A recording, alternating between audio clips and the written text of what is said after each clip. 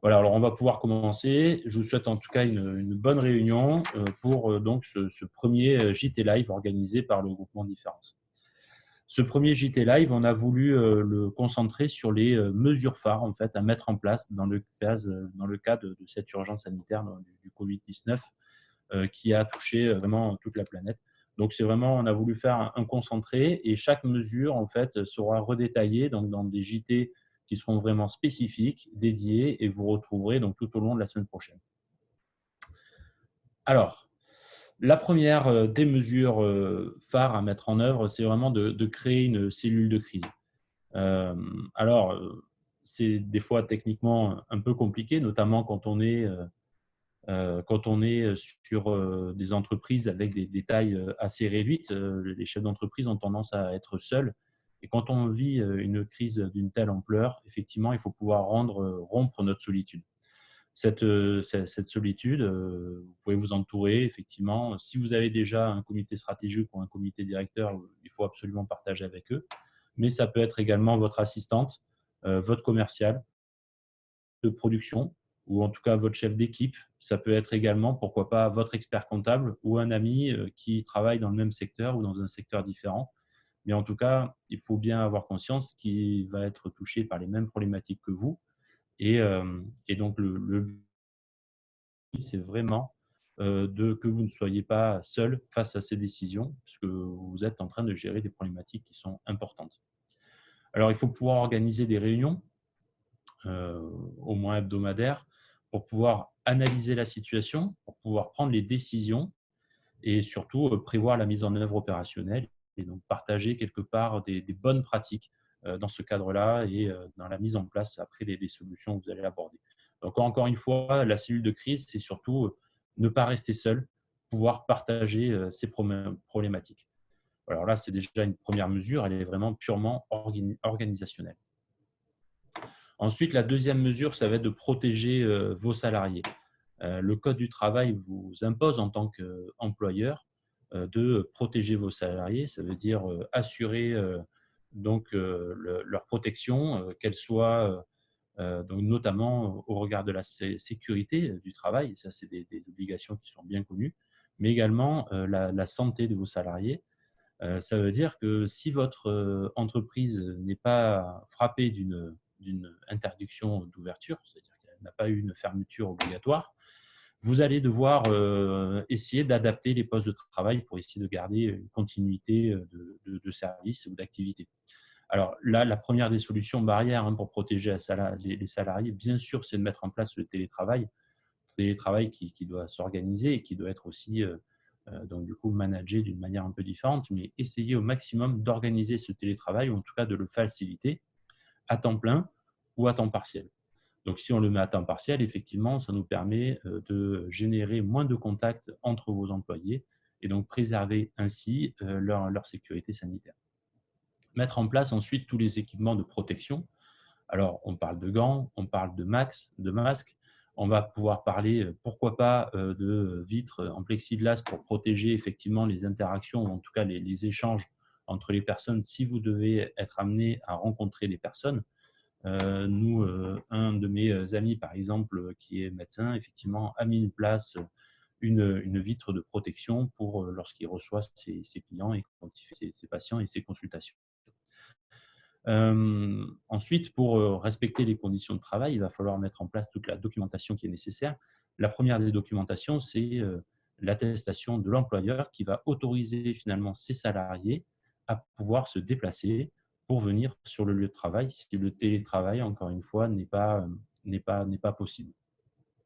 Il va falloir toujours informer et continuer à informer tous vos salariés sur les gestes barrières. Et là-dessus, vous retrouverez sur Internet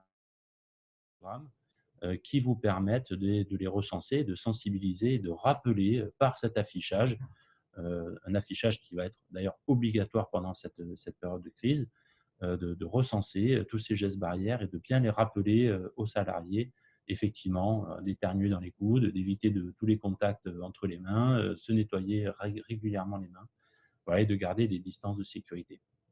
Un élément également qui est très, très important, ça va être l'évolution du document unique de l'entreprise.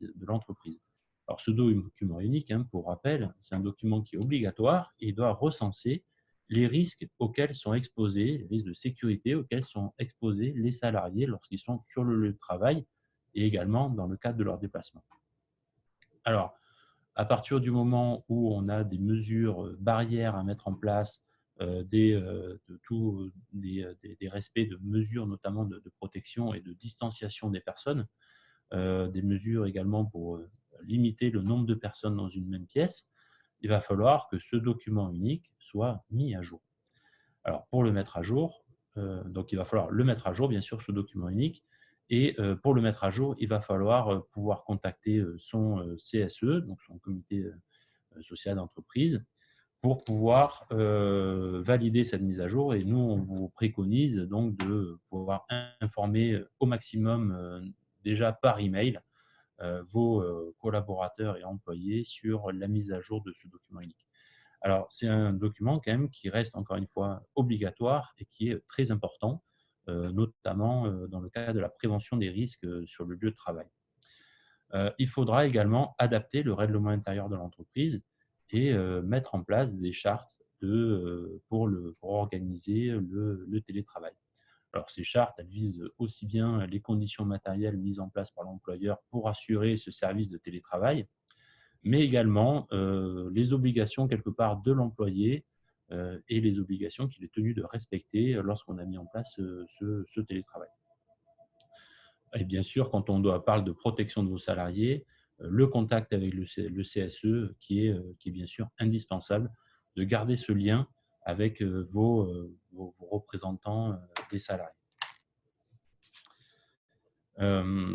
Troisième mesure, assurer la continuité des exploitations. Alors, lorsque votre entreprise n'est pas frappée d'une interdiction de fermeture, il faut arriver quand même à conserver une activité économique minimale, que ce soit arriver à produire ce que l'on peut. Bien sûr, si on arrive à avoir une chaîne d'approvisionnement qui est minimale, assurer par exemple, sur le secteur de la restauration, beaucoup de personnes ont réussi à repositionner leur stratégie en utilisant, pourquoi pas, les services de livraison pour continuer à avoir une activité minimale donc de vente à emporter.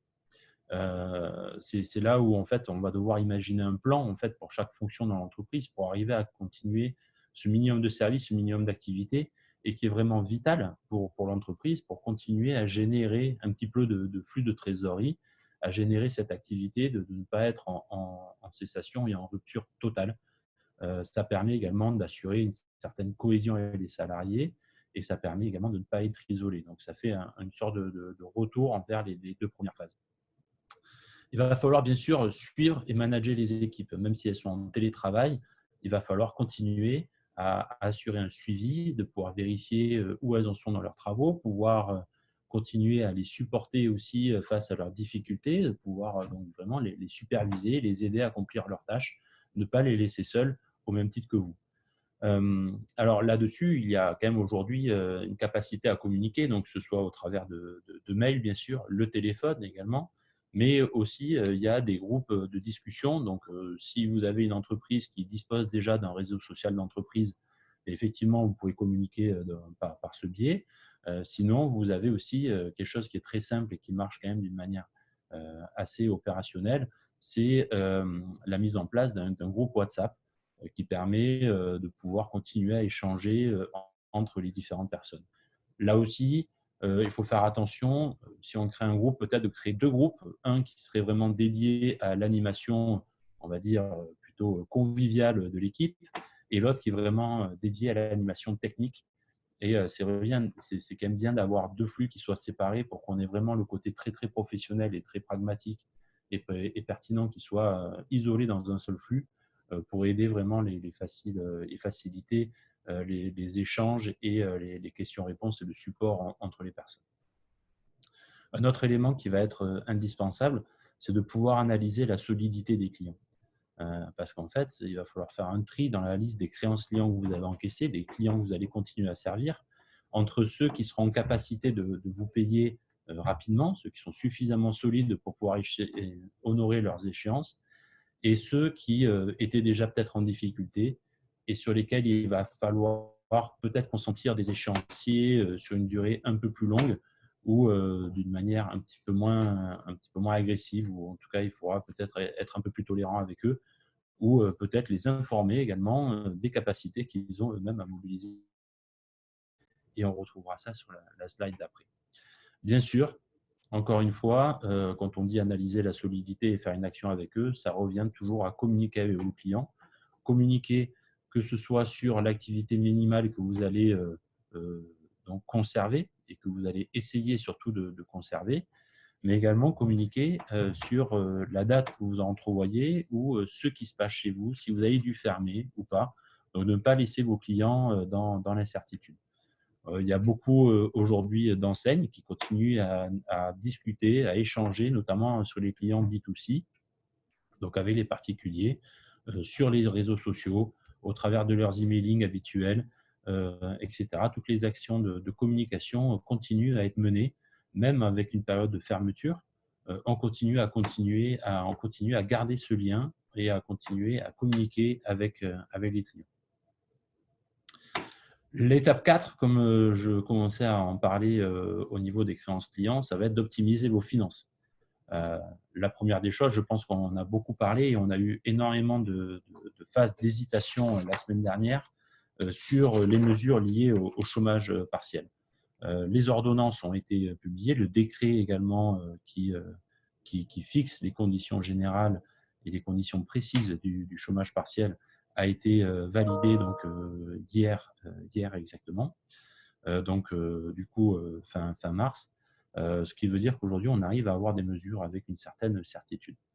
Alors, on ne va pas polémiquer sur les aléas de la semaine dernière. Le fait est qu'aujourd'hui, soit vous pouvez bénéficier du chômage partiel lorsque votre entreprise a été fermée d'une manière obligatoire, soit lorsque vous avez des difficultés effectivement à maintenir votre activité parce que vos clients ont annulé les commandes, parce que vous n'arrivez pas à avoir de l'approvisionnement nécessaire, ou alors parce que vous ne pouvez pas maintenir un niveau de service suffisant pour vos clients. Toutes ces conditions et toutes les conditions d'indemnisation et surtout d'éligibilité au chômage partiel vont faire l'objet d'un prochain JT qui sera dédié donc, dans le courant de la semaine prochaine. Vous pourrez retrouver également en replay sur la chaîne, sur le fil d'information. Vous le retrouverez également sur les chaînes YouTube à partir de la semaine prochaine. Donc, très important, hein, hier, un nouveau patch a été mis en place par le gouvernement qui permet d'avoir enfin un retour en 48 heures sur l'éligibilité et un code de connexion aussi très rapide sur la mise en place du chômage partiel. La mesure, simplement, c'est que vos salariés touchent 84% environ de leur travail, moins en tout cas qu'ils ont des heures qui ne sont pas travaillées, et l'employeur sera indemnisé donc à 100% de ces indemnités, de l'indemnité de chômage partiel qui est versée aux salariés, en exonération de charges sociales. Et cette indemnité, cette prise en charge sera limitée à 4,5 SMIC mensuels. Voilà, donc on a vraiment largement ouvert le dispositif et il est quand même très favorable aux entreprises puisque si votre salarié ne travaille pas du tout, il ne vous coûte rien du tout. Voilà. L'autre point après le chômage partiel, bien sûr, ça va être de réduire les dépenses au maximum, hein, donc de arriver à mettre en place un minimum de dépenses, puisque ce n'est pas forcément dans ce type de situation que l'on va vouloir investir ou dépenser à outrance. Vous l'imaginez bien, et je l'imagine bien aussi. On pourra également demander des reports d'échéance d'emprunt. Alors, la mesure est large. Hein, normalement, dans le fil d'actualité, on va aussi publier un courrier, un modèle de courrier pour solliciter les échéances, donc des échéances d'emprunt, des échéances de crédit bail immobilier, mais également des échéances de crédit bail immobilier. Donc, n'hésitez pas à faire le tour de vos partenaires bancaires pour solliciter ces reports. Ensuite, vous allez pouvoir décaler les échéances fiscales et sociales. Alors, sur les échéances fiscales, il est très important de préciser que ça ne concerne que les impôts directs. Ça veut dire la CFE, ça veut dire l'IS, ça veut dire l'impôt sur le revenu, donc sur l'impôt, le prélèvement à la source, plutôt les acomptes des chefs d'entreprise. Le prélèvement à la source des salariés reste exigible et la TVA est également exigible. C'est-à-dire que vous devrez quand même continuer de la payer. Donc, bien sûr, le dernier point, c'est BPI également qui a ouvert des lignes de garantie particulièrement importantes.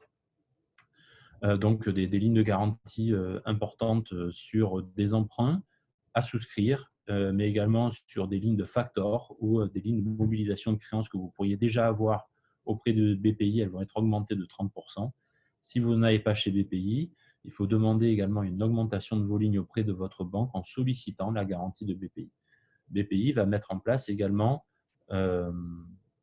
des problèmes, va mettre en place donc des nouveaux prêts donc, qui vont être à hauteur de 25% du chiffre d'affaires ou à hauteur de la masse salariale, donc de votre masse salariale. Voilà, notamment pour les entreprises innovantes, on aura des mesures particulières donc avec des prêts dédiés sur la masse salariale. Voilà, donc ça, c'était le point, bien sûr.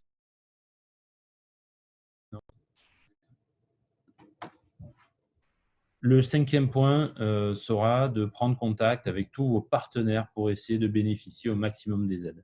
Le gouvernement a annoncé de mesures exceptionnelles. C'est la première fois qu'on voit une mobilisation de cette ampleur. Même sur la crise de 2008, on n'avait pas eu autant d'actions qui avaient été enclenchées. Ce qui veut dire également qu'il est quand même difficile de pouvoir être informé de tout ce qui pourrait vous toucher. Donc, n'hésitez pas à prendre contact, à prendre attache avec vos partenaires locaux, donc la région, qui finalement est le bras armé également de nombreuses dispositions gouvernementales. Les départements, la commune. La commune va également pouvoir vous permettre, pourquoi pas, de faire des remises sur votre niveau de CFE, donc sur la contribution foncière des entreprises. Il s'agit d'une fiscalité locale et la commune peut prendre des décisions pour vous exonérer. C'est au-delà d'un report. Au-delà d'un report d'échéance, ce sera vraiment une remise de cette cotisation foncière des entreprises qui pourrait être acceptée donc, par la commune. C'est du cas par cas, mais c'est à vous de vous rapprocher d'elle et de solliciter cette remise. Il faudra bien sûr se rapprocher de la directe, des MSA si vous êtes de nature agricole, de la chambre de métier, de la chambre de commerce. Bien entendu, n'hésitez pas à ouvrir toutes les portes possibles pour essayer de solliciter un maximum d'aide. Vos organisations professionnelles, bien sûr, puisque du coup, beaucoup d'accords passent par des accords de branche, justement, et n'hésitez pas à avoir toutes les dispositions qui ont été justement ouvertes pour votre branche d'activité spécifiquement. Établissez aussi vos priorités. Donc, les priorités de règlement, les priorités des aides que vous allez solliciter, notamment peut-être aller chercher d'abord les premières qui sont les plus accessibles, notamment toutes les premières mesures que l'on a vues dans la phase 4 pour soulager votre trésorerie. Et une fois que vous avez pu assurer cet essentiel, continuez à faire un deuxième cercle ou un deuxième tour, justement pour aller chercher de nouvelles dispositifs. Un point qui est également essentiel, c'est de mettre à jour votre comptabilité pour mieux préparer les dossiers d'aide. Chaque fois que vous allez faire un dossier d'aide ou même une demande de financement complémentaire, on va vous demander 2 choses qui seront essentielles. Ça va être d'une part un plan de trésorerie à très court terme, c'est-à-dire dans les prochaines semaines, où est-ce qu'on en est, quelle est notre capacité à honorer toutes les échéances des fournisseurs, donc des dettes fournisseurs que vous avez à ce jour, et donc quels sont les scénarios que vous envisagez de plan de règlement, donc à vraiment courte échéance. Une projection un peu plus longue avec peut-être 1 ou 2 scénarios qui vous permettront de donner une vision un peu plus moyen terme et votre capacité finalement à rembourser les niveaux des prêts ou des dettes que vous allez solliciter dans la phase 4. Voilà. Donc, encore une fois, il est essentiel de continuer à mettre à jour, ou en tout cas de préparer les documents et de continuer à communiquer les documents à votre cabinet comptable pour que la comptabilité soit effectivement à jour et que vous puissiez après être très réactif dans le montage des dossiers. Et d'une manière générale, n'hésitez pas à candidater à tous les dispositifs d'aide que vous entendez ou que votre branche professionnelle pourrait vous proposer. On en a parlé tout à l'heure déjà, à continuer à manager vos équipes. Alors, j'ai oublié de préciser effectivement dans la gestion de votre trésorerie qu'il y aura bien sûr des JT Live qui seront totalement dédiés à toutes ces aides et notamment aux aides envers BPI et au dialogue avec votre banque. Et vous retrouverez donc un JT qui sera vraiment spécifique et qui rentrera beaucoup plus dans le détail des différentes étapes. Donc, comment aller chercher l'attestation de BPI à transférer à votre banque, quelle est la procédure en fait et l'ordre des choses qu'il faut respecter pour solliciter toutes ces aides financières. Donc, vous le retrouverez dans les prochains JT Live et qui seront toujours accessibles au replay. On arrive au point 6, donc, qui seront de manager vos équipes. À partir du moment où, effectivement, on va se retrouver dans des relations qui sont un petit peu atypiques et qui ne sont pas celles dans nos usages habituels avec nos routines managériales. Manager une équipe qui est située en télétravail ou lorsqu'on n'a que la moitié des personnes et qu'ils ont une distanciation de plus de 2 mètres, effectivement, ce n'est pas forcément simple et ce n'est pas dans nos habitudes. Malgré tout, comme je disais, l'utilisation des mails, du téléphone, des WhatsApp permet de continuer à pouvoir utiliser ces techniques de management et continuer surtout à ne pas laisser vos salariés seuls dans le coin et d'arriver à continuer à assurer ce lien. Pourquoi pas aussi proposer et essayer d'organiser des formations pendant ces mesures de restriction où on a une activité qui est pour tous les secteurs, ou la majorité des secteurs en tout cas perturbés et ralentis. C'est peut-être également le moment de transférer cette crise, essayer de trouver une opportunité pour envisager des formations qu'on avait pu reporter ou dupliquer. Voilà, les formations aujourd'hui peuvent également, vous pourrez peut-être trouver des offres en ligne de formation, puisque effectivement, ça sera quand même compliqué de pouvoir regrouper plusieurs salariés dans une salle de formation par rapport.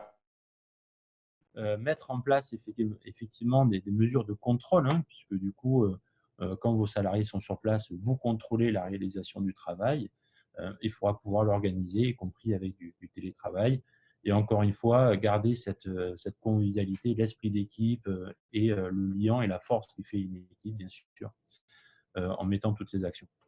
Là aussi, vous retrouverez donc un webinaire, un JT Live qui sera présenté par Nicolas Denis, donc, qui est un consultant en RH, management et tous les sujets d'une manière générale qui touchent aux relations humaines, donc qui animera la semaine prochaine un JT Live et que vous retrouverez également sur le replay.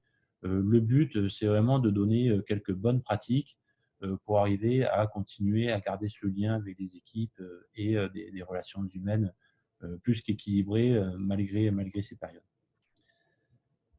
Le 7e point, effectivement, c'est de surtout rester informé. Rester informé puisqu'on voit beaucoup de fake news, alors souvent qui traitent de médicaments miracles en ce moment, plus ou moins fake news. En tout cas, on voit beaucoup de sources d'informations qui peuvent se contredire. Également en trouver sur les dispositifs d'accompagnement dont vous pourriez bénéficier ou sur les mesures de chômage partiel. La semaine dernière, on a entendu effectivement beaucoup de positions différentes. Rester ouvert, rester fermé, le chômage partiel sera mis en place, non, il ne sera pas mis en place. Voilà, d'une manière générale, faites attention à vos sources d'information pour justement éviter d'être induite en erreur. Alors, pour garder une source d'information fiable, bien sûr, vous allez garder nos fils d'information sur le site internet de votre cabinet habituel. Et n'hésitez pas également à suivre nos JT Live qui vous permettent de donner une information, alors bien sûr à date. Le fil d'information est remis à jour tous les jours et vous allez pouvoir retrouver maintenant de la documentation qui est relativement figée puisqu'on est en train de publier sur les dernières ordonnances sur ce fil d'information. Et encore une fois, gardez le contact avec vos interlocuteurs habituels du cabinet si vous avez vraiment des questions très précises qui vous sont spécifiques, parce que souvent, dans le fil d'information, on va retrouver des mesures d'ordre général et elles ne prendront pas forcément en compte tous les cas particuliers. Là-dessus, bien sûr, tous les cabinets restent mobilisés pour rester au maximum proche de vous et pouvoir répondre à ces questions. Alors, bien sûr, proche de vous, toujours avec une distanciation d'au moins 2 mètres, hein, bien sûr. Le dernier point, c'est un point qui est vraiment essentiel. Il faut déjà commencer à se projeter. Voilà, on vit une période qui est vraiment très particulière, mais il faut pouvoir essayer de la mettre à profit, au-delà de toute l'appréhension qui en découle. la mettre en profit pour peut-être pour commencer à se poser sur tous les dossiers qui traînent toujours dans un coin du bureau ou finalement restent en bas de la pile. Et les urgences, en fait, chassant les urgences, ne sont finalement jamais abordées, ou toutes ces idées que l'on a dans la réorganisation, dans l'innovation que l'on peut avoir également, et qu'on n'a jamais le temps de mettre concrètement en place. Peut-être avec les activités au ralenti, ça pourrait être le moyen de pouvoir partager, de pouvoir échanger avec notre cellule de crise, avec les personnes qui nous sont proches, avec également nos amis, nos confrères, en tout cas les personnes qui travaillent dans le même secteur que nous, de partager sur ces idées, sur ces méthodes d'organisation, sur voilà, tous ces dossiers qu'on manque de temps au quotidien à traiter. Ça peut être également l'opportunité de pouvoir les travailler. Capitaliser aussi les succès liés à cette période. Souvent, dans les entreprises, notamment les entreprises anglo-saxonnes, culturellement, on a des scénarios de crise qui sont envisagés. Et ces scénarios de crise, en fait, on essaie de trouver des réponses. On pourrait aussi capitaliser sur les succès de l'activité minimum que l'on arrive à mettre en place dans l'entreprise pour justement arriver à préparer une prochaine crise, puisque du coup, peut-être dans 10 ans, 20 ans, on en reconnaîtra une de cette ampleur. Ce n'est pas forcément ce qu'on souhaite, mais en tout cas, on pourrait être mieux préparé. Et le dernier point, c'est vraiment de préparer le plan d'action de la relance, puisque il faut être sûr que le jour où les mesures de confinement soient levées, on soit capable de redémarrer à 100%. Et on ne peut pas redémarrer à 100% si effectivement le plan d'action, le plan de relance n'a pas été déjà imaginé, s'il n'a pas été déjà communiqué à l'ensemble des salariés pour que le jour où ils peuvent ils puissent déjà s'engager à 100% et sachent exactement ce qu'ils ont à faire. Voilà, je vous remercie de votre attention et d'avoir suivi ce premier JT Live. J'espère que la technique aura été au rendez-vous, puisque c'était donc le premier que l'on a organisé avec le groupement Différence. Euh, J'espère que vous aurez pu voir également donc l'ensemble de ces panneaux, le panel de ces mesures, de ces 8 mesures. Je pense que certaines mesures ont déjà été mises en place. En tout cas, je souhaite que vous ayez déjà mis en place certaines mesures. L'essentiel, l'objectif, c'était aussi de voir tout ce qui peut encore être fait. Et, et donc, du coup, je vous rappelle que vous retrouverez le replay de ce webinaire sur notre fil d'actualité. Je vous rappelle également de continuer à aller sur le fil d'actualité des cabinets pour, pour continuer à vous tenir informé. Et n'hésitez surtout pas à continuer à regarder les autres JT Live qui seront proposés sur des sujets vraiment très ciblés et qui seront beaucoup plus approfondis. Voilà. Je vous remercie de votre participation et on se retrouve pour d'autres JT.